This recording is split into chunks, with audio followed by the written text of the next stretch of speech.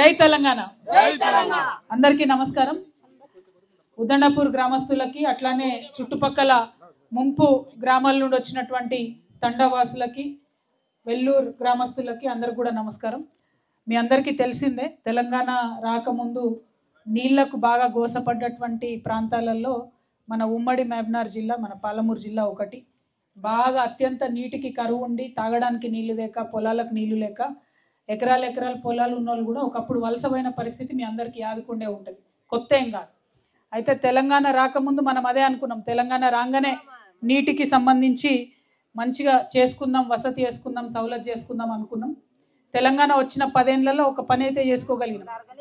నీళ్లు నల్లాలు పెట్టి ఏమైంది? అచ్చా కూర్చుంటా అక్క, కూర్చో, నీ ఇష్టం. తెలంగాణ వచ్చినాక కొన్ని మంచి పనులు జరిగినాయి.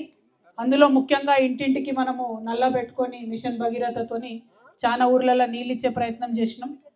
అట్లానే మన చెరువులు పూడిక తీసుకొని మిషన్ కాకతీయ పేరుతోని మనము చాలా దగ్గరలో సాగునీరు ఇచ్చుకునే ప్రయత్నం చేసినాం. చెరువులు మంచిగా చేసుకున్నాం. ఇప్పటికి కూడా పాలమూరు జిల్లాలో మీరు చూస్తే పెద్ద పెద్ద చెరువులు అన్నీ కూడా ఎండాకాలంలో నీళ్లు నిండుగా తలతల్లాడుతున్న సందర్భం చూసినాం. కొన్ని మంచి పనులు జరిగినాయి, అందులో వేరే అనుమానం ఏం లేదు. అయితే పెద్ద ప్రాజెక్టులు కట్టాలి, కృష్ణా నది నీళ్లు పాలమూరు పొలాలకు రావాలన్న ఉద్దేశంతో పాలమూరు రంగారెడ్డి అనేటటువంటి ప్రాజెక్టు కేసీఆర్ గారు చేపట్టిన విషయం మీ అందరికీ తెలిసిందే. దానిలో ఇప్పుడున్న ఉదండపూర్ రిజర్వాయర్ కావచ్చు, మిగతా మొత్తం పాలమూరు రంగారెడ్డిలో ఉన్నటువంటి అన్ని పనులు కావచ్చు, దాదాపుగా 80% పూర్తయినాయి. అయితే ఇంతలోపు ఏం జరిగింది? రేవంత్ రెడ్డి గారు, నేను పాలమూరు పులిబిడ్డను, నన్ను గెలిపించండి, పాలమూరుకి మంచిగా చేస్తా అని చెప్పి వస్తే పాలమూరు ప్రజలందరూ కూడా ఆదరించారు, ఆయనను గెలిపించారు. గెలిచి కూడా కాంగ్రెస్ ప్రభుత్వం వచ్చి కూడా 2 ఏళ్ళు అవుతుంది. అయితే బీఆర్ఎస్ తప్పుందా కాంగ్రెస్ తప్పుందా పక్కన పెడదాం. నేనేమంటున్నా, ఇప్పుడు ఇక్కడ ఉన్న వాళ్ళందరూ అన్ని పార్టీలో ఉన్నాం. ఇక్కడ నష్టపోతున్నది ఎవరు? ప్రజలు. పార్టీలకు సంబంధం లేదు కదా. నేను అనేది ఒకటే, ఎప్పుడైతే ప్రాజెక్టు మనం మొదలుపెట్టినామో అప్పుడు ఇక్కడ ఉండేటటువంటి ప్రజలు, ఈ మొత్తం ముంపు గ్రామాల ప్రజలు పెద్ద మనసు చేసుకొని, మా భూమి జాగా పోతే పోయింది కానీ 5 లక్షల మందికి లాభం జరుగుతుంది, 5 లక్షల ఎకరాల పైచీలకు నీళ్ళు వస్తాయి ఈ రిజర్వాయర్ కింద అని మీరందరూ కూడా ఒప్పుకున్నారు. వెళ్ళిపోతాం మేము ప్యాకేజ్ తీసుకుని అని. ముందుగా మీ పెద్ద మనసుకి మేము హృదయపూర్వకంగా నమస్కారాలు తెలియజేస్తున్నాం. అయితే కొంతమంది ఏంగా మాట్లాడడానికి వచ్చిన, అవును అదే అంటున్నా. అయితే చెప్పని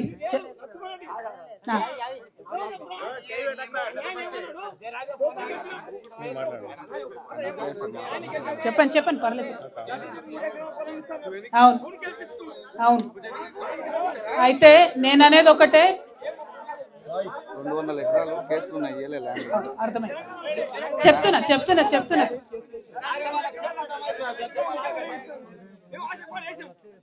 చెప్తున్నా తాత, అది కూడా చెప్తున్నా, ఒక్క నిమిషం. అయితే ఒక 200 ఎకరాలు ఇంకా ఒప్పుకోనటువంటి వాళ్ళు ఉన్నారు, కోర్టు కేసులు ఉన్నటువంటివి కూడా ఉన్నాయి. అయితే ప్రాజెక్టు మొత్తానికి పూర్తి కాకపోవడంతో ఈ అన్ని విషయాలు కూడా పరిష్కారం కాకుండా ఉన్నాయి. ఇవాళ ఉదండపూర్ గ్రామస్తులకు, అదేవిధంగా మిగతా గ్రామాల్లో ఉన్న ప్రజలందరికీ కూడా చెప్పేది ఒకటే, నేను ప్రాజెక్టు కట్టడం అన్నది ఆలస్యం అవుతున్నది. కట్టడం ఆలస్యం అవ్వడంతో ఏమైంది? అప్పుడు 18 ఏళ్ళు ఉన్నోళ్ళు, లేదా అప్పుడు 18 ఏళ్ళు లేని వాళ్ళు ఇప్పుడు 18 ఏళ్ళకి వచ్చిర్రు, తర్వాత 21 సంవత్సరాలకు వచ్చిర్రు. కానీ వాళ్ళకు కూడా మనము డబ్బులు ఇవ్వము అని చెప్పి ఇప్పుడు ప్రభుత్వం చెప్తున్నది. 2021లోనే కట్ ఆఫ్ డేట్ పెడతామని చెప్తున్నది.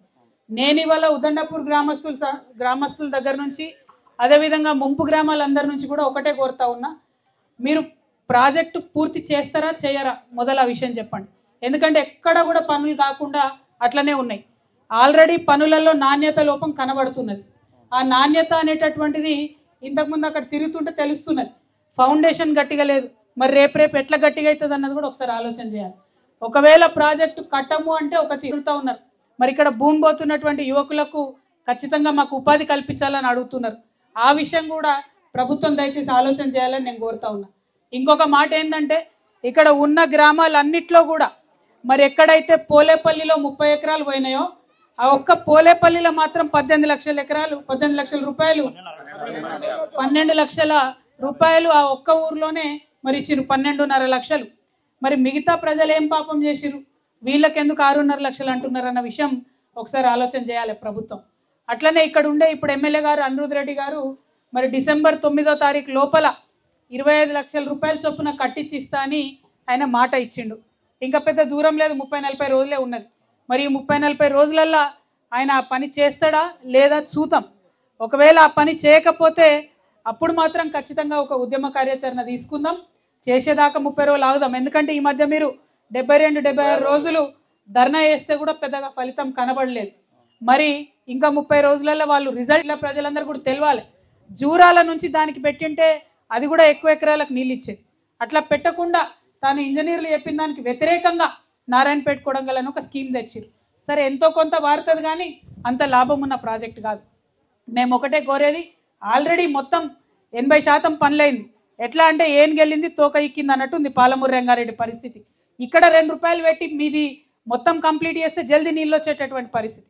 అది చేయకుండా వేరే పనులు చేస్తున్నారని మాత్రమే నేను అంటా ఉన్నా. అన్నిటికన్నా ఎక్కువ పార్టీలు పక్కన పెట్టి ఇక్కడ ఉండే ప్రజలకు న్యాయం జరగాలనేటటువంటి దానికే ఆలోచన చేయడానికి నేను వచ్చిన. కాంగ్రెస్ పార్టీ తప్పుందా, బీఆర్ఎస్ పార్టీ తప్పుందా అంటే ఇప్పుడు గొంగలో కూర్చొని మనం వెంటకలేరిన పరిస్థితి అవుతుంది.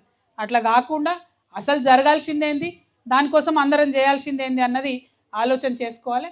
అందులో భాగంగానే ప్రధానంగా 2 విషయాలు చెప్తున్నాం. ఇక్కడ ఉండేటటువంటి 286 మంది ఎవరైతే 18 ఏళ్ళు పైబడి వయసు ఉండి అవకాశం కోల్పోతున్నారో వాళ్ళకి ఖచ్చితంగా ప్యాకేజీలో ఇంక్లూడ్ చేసుకోవాలి.